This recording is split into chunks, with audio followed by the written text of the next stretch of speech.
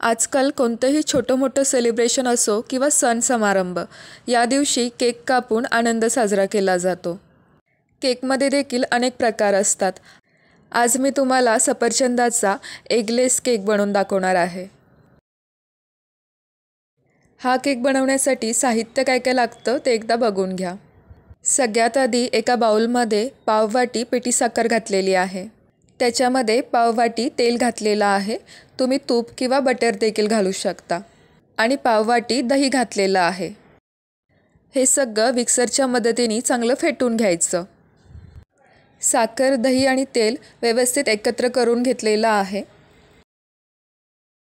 आता त्याच्यामध्ये अर्धी वाटी मैदा चाळून घालायचा, अर्धा चमचा बेकिंग पावडर घालायची आणि पाव चमचा बेकिंग सोडा घालायचा.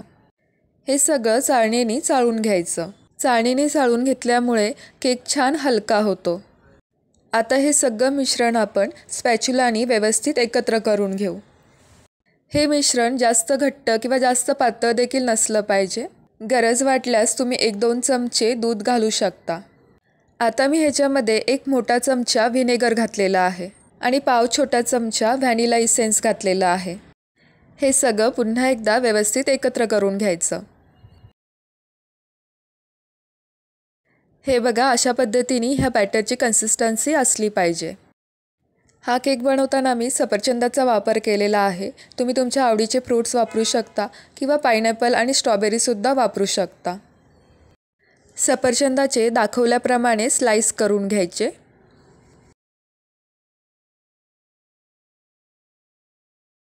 हे बघा, अशा पद्धतीने सफरचंदाचे उभे स्लाइस करून घेतलेले आहेत.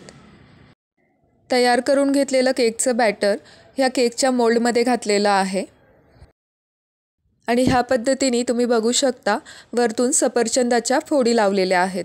अशा पद्धतीने केल्यावरती हा केक दिसायला देखील खूपच छान दिसतो आणि खायला देखील तितकाच चविष्ट लागतो.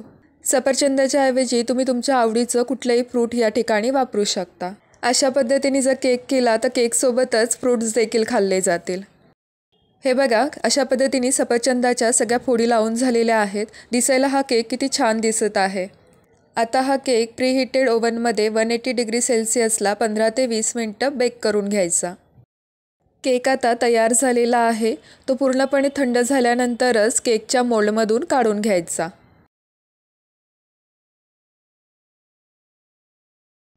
इथे मी केकचे स्लाइस करून दाखवलेले आहेत. तुम्ही बघू शकता केक किती छान फ्लफी झालेला आहे आणि स्पॉन्जी देखील झालेला आहे आणि दिसायला तर तो खूपच छान दिसत आहे.